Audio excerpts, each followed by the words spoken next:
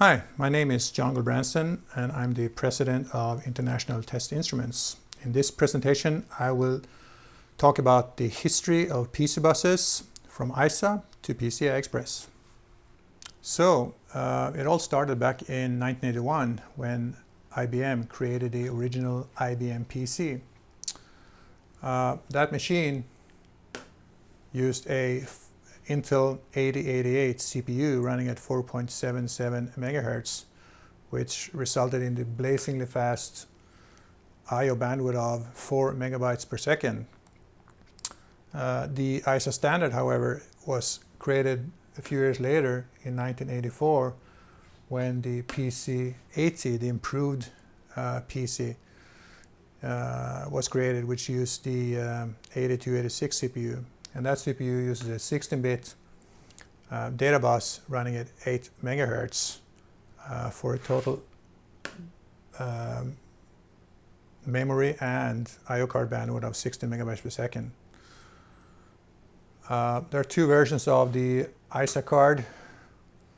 The original 8-bit, which was used for the 8088 or original IBM PC. And you also have the 16-bit extended cards from the PC-80, which is technically only the ISA bus. The original one is not technically part of the ISA standard. Only the 16-bit one is actually spelled out in the standard, but commonly we call both of those card versions the ISA card. So depending on the actual CPU used, the 8088 or the 286, you can address either 1 meg or 16 meg of address range on the CPU bus and therefore also on the I/O card. Both of these CPUs support 64K of address space. One of the problems, of course, is that the ISA bus is not very fast.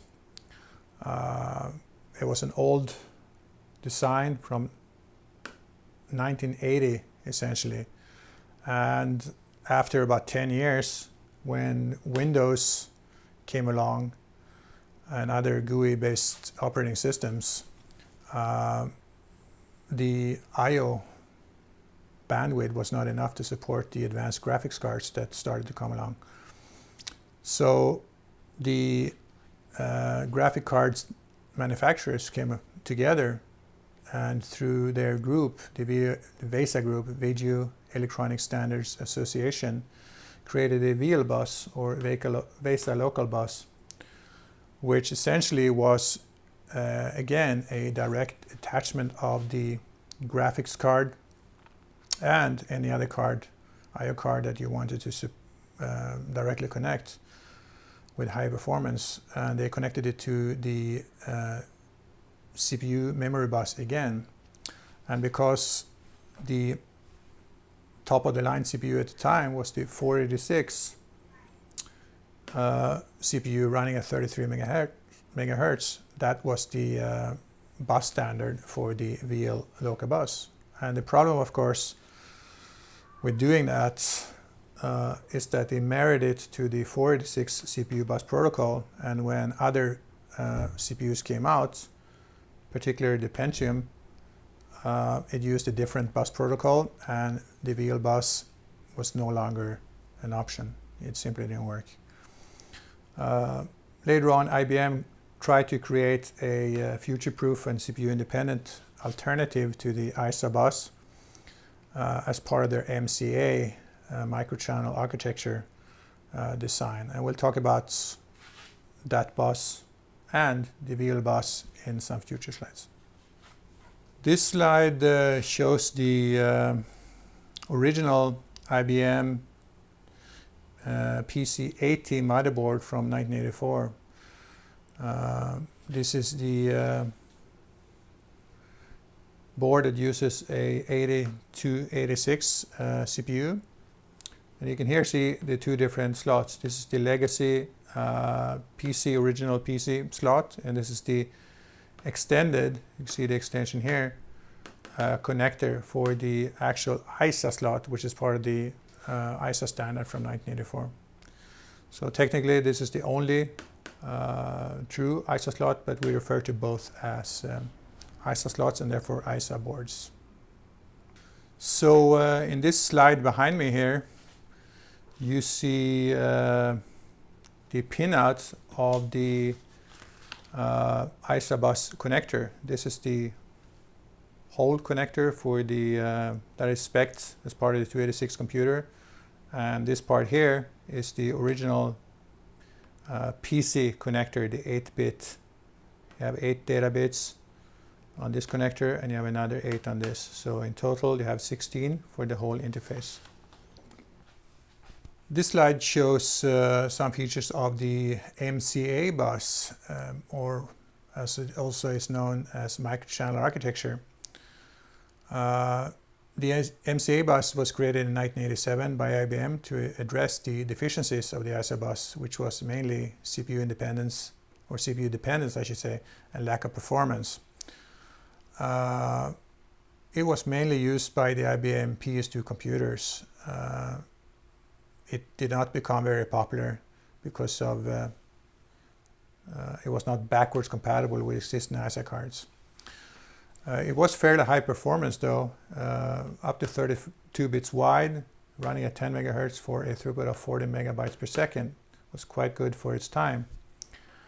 Another innovative feature was the software-based configuration, sort of an early plug-and-play. MCA used floppy-based configuration where the configuration software read the resource requirements from the plugin cards and sorted it all out and assigned it automatically. MCA was unfortunately not an open standard, so it never caught on with the PC manufacturers. What made it even worse was that it was not backwards compatible with existing ISA expansion cards. And after 15 plus years of ISA systems, there were a lot of cards in circulation, and of course customers did not want to buy a new system where they could not utilize their old existing hardware. So mainly MCA was used in advanced server platforms where you needed the high I/O bandwidth, but did not care about lack of backwards compatibility. We have now arrived in 1988 when a group of third-party PC clone vendors created the EISA, Extended Industry Standard Architecture Bus, for the PC platform. As this slide shows, the EISA bus uses a 32-bit wide data bus running at 8 megahertz for a total throughput of 32 megabytes per second. And this is of course double that of the older ISA bus. Just like MCA, it uses a software-based configuration, no individual IRQ DMA jumpers on the board. The EISA slots do accept IC cards so that existing cards could be used on ISA platforms, but it never still became popular because ISA plus VLB carried the PC platform along until PCI came along just a few years after EISA was created. It did, however, see some use in higher performance systems. And now we are revisiting the VESA Local Bus, which was created in 1992 to address the insufficient bandwidth of the ISA bus. As this slide shows, the VLB runs at 33 megahertz and it has 32 data bits, which gives a bandwidth of upwards 133 megabytes per second, which is of course a huge improvement over the 16 megabytes per second available on the ISA bus. The VESA Local Bus was created by the Video Electronics Standards Association, VESA, for attaching high-performance graphics cards to the platform. It uses a custom slot that is mounted next to the already existing 16-bit ISA slot, and this allows the VLB card to be communicated with at the same time over the both slot interfaces, and we will see some more on the next slide. Like mentioned before, the VESA Local Bus is directly tied to the 486 memory bus, which makes it essentially doomed for other CPUs which use different CPU memory bus protocols. The 486 CPU memory bus only allows one or two loads in addition to the memory load already existing on the bus, which means you can only have one or possibly two VLB cards, otherwise you run into signal integrity issues. Another issue with the VL bus is that it's a difficult implementation for the higher frequency platforms due to signal integrity and other issues. So instability was a common problem. Also, as I mentioned before, it was possible to use the overclocked 486 DX2, 66 and 100. Well, they're not actually overclocked, they are clock multiplied on the die internally, while the external clock frequency is still 33 megahertz on the front side bus to be compatible with the VESA Local Bus. And the next slide here shows the A motherboard with an EISA slot, and here are the VESA Local Bus connectors. And again, just like MCA, looks very familiar since it's today is used in the PCI platform. And finally, here is an example of a graphics card which uses all three connectors. So this connector here for the VLB is on this side, and then you have the two individual connector here merged into one for the legacy EISA. And the platform then would use this for certain communication and this for high bandwidth communication with the electronics on the board. So finally we have arrived to the PCI bus, which stands for Peripheral Component Interconnects. It was originally created by Intel for chip-to-chip communication, and therefore the Peripheral Component Interconnect name, but it was also used as an I/O bus interface, and that's how we most know it today. So like this slide shows, it was created by Intel and later part of the PCI SIG Special Interest Group to bring together best ideas from prior bus architectures. The bus runs at 133 megabytes per second. 64 bits data width was supported, although not commonly implemented because of cost on the target platform. One major feature was full plug and play. And the way this works is that cards report the memory and other resources needs to the operating system. The operating system then asks the device drivers to configure the cards and to use those resources it has assigned. However, later on, due to larger and larger PCI bandwidth used, especially by high-end graphics card, a separate bus in the form of AGP, Advanced Graphics Port, was actually later created. Here on this next slide, you'll see a motherboard with 4 PCI Express slots, and you can compare those with the 4 older EISA slots right here. And this one is a Pentium motherboard. Here is a slide that describes the overall architecture of the PCI bus in the system. And the key thing to note here is that you have a bridge chip between the processor and the local bus, the PCI local bus. It's actually a little bit of a misnomer here in this picture to call it a local bus because it's not actually local. Local buses should be attached to the processor, but it's a PCI bus. The way the bridge works is that the operating system configures the bridge to map a portion of the processor's address space to PCI address space. These two address spaces are completely separate. If the processor then, by using a device driver for the device that is being accessed,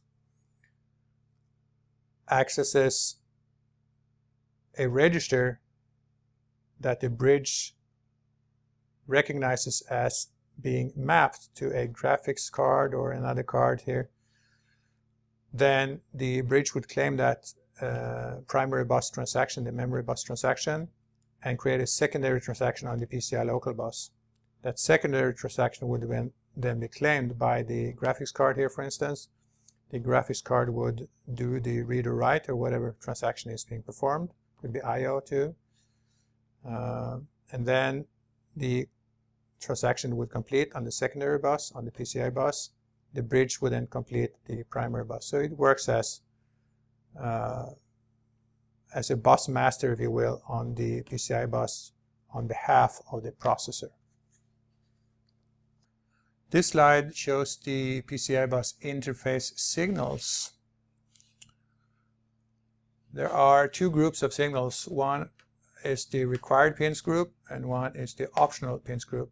So let's start with what's optional. What is optional is to implement the 64-bit parts of the signal so that if your device is a 32-bit device, only lives in the lower 32 bits of the address space, for instance, then it does not need to implement these signals. Also, you don't need to have interrupt support if your device is, for example, a polling device that does not interrupt. You don't need those. And also, you don't need the JTAG signals. What you do need is the address and data signals to get the address assigned to the device and the data in or out. You need command byte enable.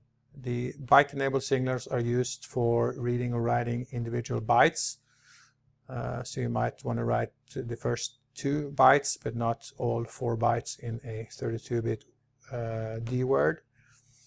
You have a parity signal.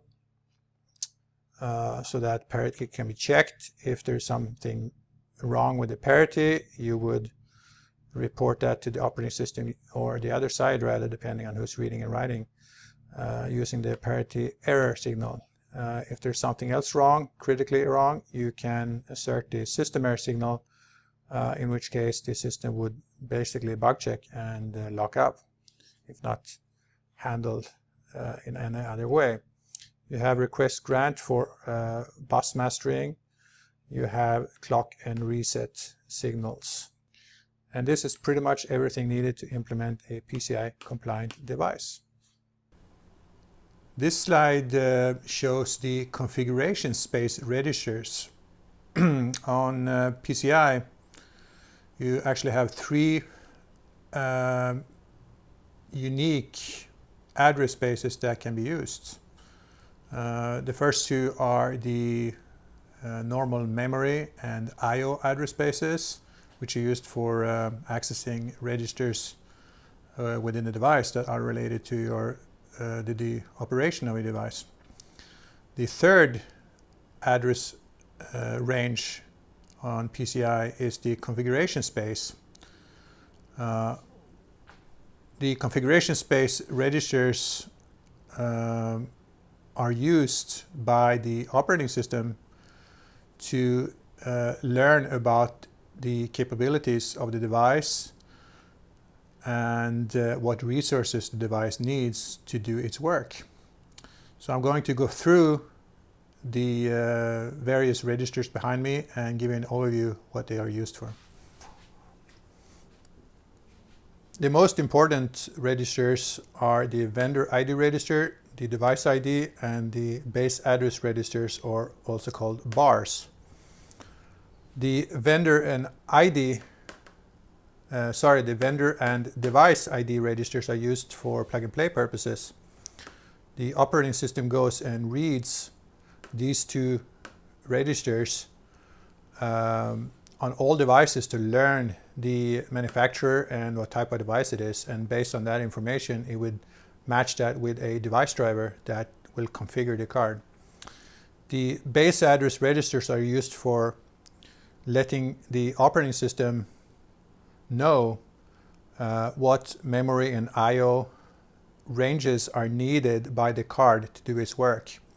So how this works is that the operating system reads the type and size required for each register bank. You might, for instance, have 4 kilobytes of I/O space, and you might have another 8 kilobytes of memory mapped space that the card needs to do its work. So the operating system goes and reads the size of it and determines a location within the overall memory space of the system, and then writes that the base of that address, and that's why it's called base address registers, the base of the start of that range within the system memory, writes it in those registers, and therefore later the operating system and device drivers will be able to learn what register addresses to write and read to access functionality within the device. The revision ID register is simply used to tell the device driver whether there are any revisions to the hardware that the driver needs to be aware of. The class code is used for standard type devices such as IDE controllers or maybe VGA graphics cards, and that allows the operating system to assign operating system provided drivers, for instance standard VGA driver for a graphics card. If you do that, you don't need the exact driver supplied by the vendor. You can use a standard class driver for that particular device instead. Cache LAN size, latency timer, and built-in self-test I'm not going to talk much about. The header type is a field that describes whether this particular device is an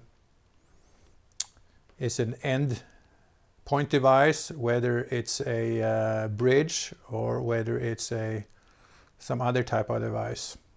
Normally that would be header type 0, which is just a regular endpoint device, but type 1 is for bridges and so on. Type 2 is actually for card bus devices. Subsystem, vendor and device ID. I'm not going to talk much about that. Expansion ROM base address, that's if you have a device like an Ethernet controller that you could boot from, or a disk controller with supplied ROM, then this will actually point to the location of that code further in memory beyond this header space here. Capabilities is something that does the same thing. It points to other structures in memory that spells out particular capabilities of the device. And that's essentially a linked list in memory that you can walk. Interrupt line and interrupt pin is used, those registers are used for assigning interrupts to this particular device in case the device needs it. Minimum and maximum latency and min grant, max latency, that's used for bus arbitration. Essentially higher priority devices gets access to the bus sooner and so forth. I hope that gave you a little bit of overview how this works. There will be a separate presentation in the future on PCI bus and the use of the configuration space registers in more detail. After about 6 years of use of the PCI bus, the extended PCI or PCI-X specification was released. And I will spell out some features of the PCI-X bus in this slide. The main performance improvement made in the PCI-X bus was that the clock frequency was increased from 66 to 533 megahertz. That eventually made the maximum bandwidth jump from about 133 megahertz as in the original PCI spec up to 4.2 gigabyte per second. Unfortunately, when you go to the high clock frequencies, the number of devices that can load the bus goes down from about 6 devices as in the original PCI to just 1 device. Essentially, it's no longer a bus but a point-to-point protocol then. IBM, Compaq, and HP, as part of PCI SIG, they were driving the development of the PCI-X spec. Intel wanted a better option, and actually they were working on PCI Express, not to be confused with PCI-X. PCI Express will be explained in future slides.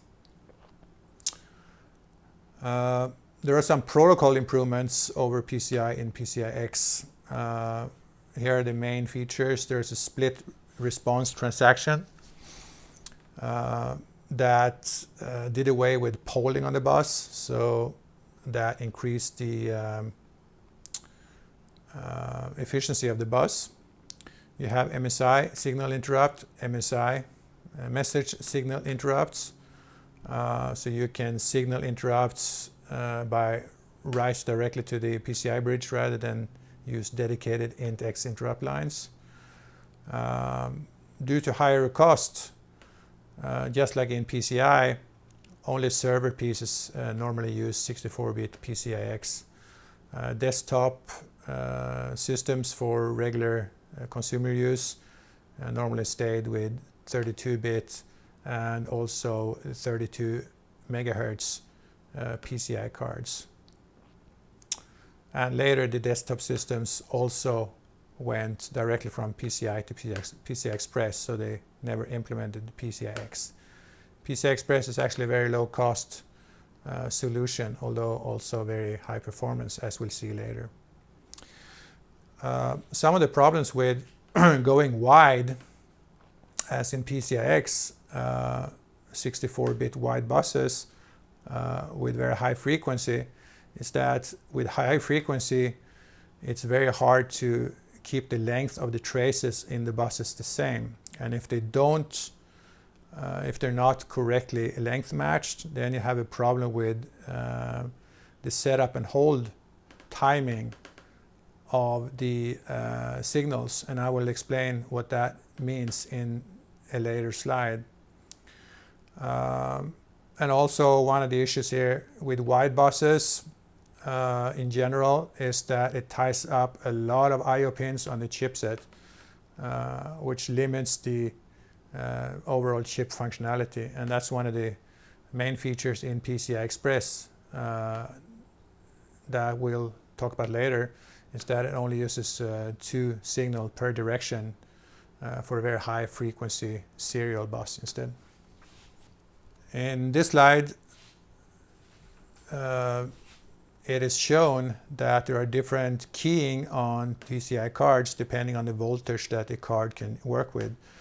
So if you have a card that only works with 3.3 volts, you have only this key right here, and the same goes for 5-volt cards. You have this key in here.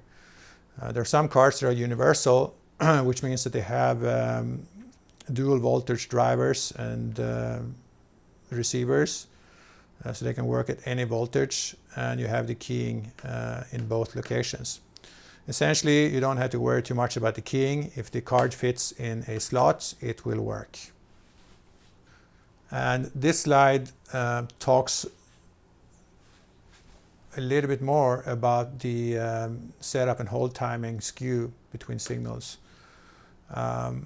essentially this is an electrical engineering issue with digital design, which says that if you have a digital signal that you clock in a flip-flop, you have to have the signal stable outside of the invalid voltage zone. So it either has to be a clear high or a clear low a certain time, which is the setup time from here to here, before the clock signal comes around to latch the signal.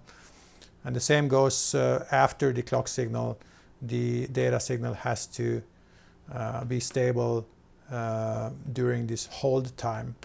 If you have too little setup time, too little hold time, then you will end up with a situation called metastability, and that essentially means that you don't get the logic level that you expect, and it might be random. It might actually change after some nanoseconds. Chaos will surely ensue. And finally, we have reached the year 2004, where PCI Express was introduced on the PC platform. Behind me, the slide shows some of the major features of PCI Express. Since I will cover PCI Express in depth in a separate presentation, I will just briefly give you an overview here. For the details, please see that separate PCI Express 101 presentation. So the first thing to note about PCI Express, it is actually not a bus, but a point-to-point link. The reason for that is that in order to communicate with high-speed serial data on a gigabit per second rate, you actually cannot use a multi-drop bus like in PCI Express. The signal integrity and ringing and reflections would completely ruin the signal integrity for the high-speed serial link. Another feature with PCI Express is that the clock is encoded within the serial data stream. And the advantage with that is that the receiver can synchronize its local receiver clock to the same clock that was used to send the data out with.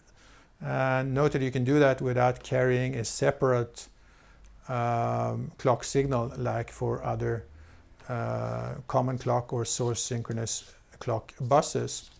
And the way this is done is through a clever encoding of the data using an 8B 10B encoding algorithm, which was actually created by IBM back in 1984 and used in fiber channel and other serial link protocols. So the 8B 10B encoding was simply reused within PCI Express. It was proven and it worked well. PCI Express is software backwards compatible of the configuration space registers, which of course, as previously explained, is used by plug and play. And that means that the operating system and drivers cannot see, just by looking at the registers, that the card is a PCI Express card. It looks the same as a PCI card. Theoretically, that would mean that an operating system could boot very easily with devices that are ported to PCI Express from PCI. PCI Express is also software backwards compatible with regards to I/O and memory mapped device registers, and that means that the drivers that were created for PCI-based devices could easily be reused for PCI Express versions of those devices. And also the length matching between lanes, which I talked about with regards to setup and hold time, is very relaxed. There is separate lane-to-lane D-skew built into the receivers in hardware. This slide behind me shows how PCI Express slots look in comparison with the older PCI slots. You can see that the slots are very similar. The difference is that the PCI Express slots have a different size depending on the number of data lanes it uses. So this one has a by one lane, only one link, or I should say one differential pair going in and one going out to and from the device. And here you have 16 pairs going in and out from and to the device. The 6x16 slot is usually used for graphics cards that want maximum bandwidth, and the by 1 slot is used for most other general purposes devices. And a by 1 slot you can transfer for Gen 1 PCI Express about 250 megabytes per second, which is plenty enough for most devices.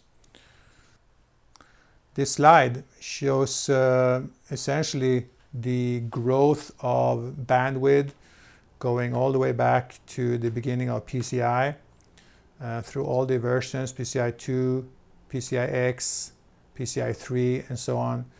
After PCI 3, there was a shift to PCI Express, of course, 1.0, 2.0, 3.0, and every single time the version number was bumped up, essentially the throughput doubled. 2.5, 5, 2010 almost doubled. PCI Express again, not quite, because of different signaling protocols. And here we see some throughput numbers for the different versions of the PCI Express bus. So you can see here again that PCI Express Gen 1 had about 250 megabytes per second throughput. Gen 2 it doubled, Gen 3 almost doubled, Gen 4 is expected again to double. It hasn't yet been released. We're now in mid 2014, so it might be released later this year or early next year. And also one point to mention about PCI Express, it has so much bandwidth that there's no need for separate AGP graphic slots on the motherboard, so it all is consolidated to a common PCI Express architecture on the motherboard. And this completes the overview of legacy PC buses. And to learn more where we left off, please see the separate presentation PCI Express 101, in which I will be covering many technical details of PCI Express and how it is very different from the parallel buses that preceded it. Thank you very much.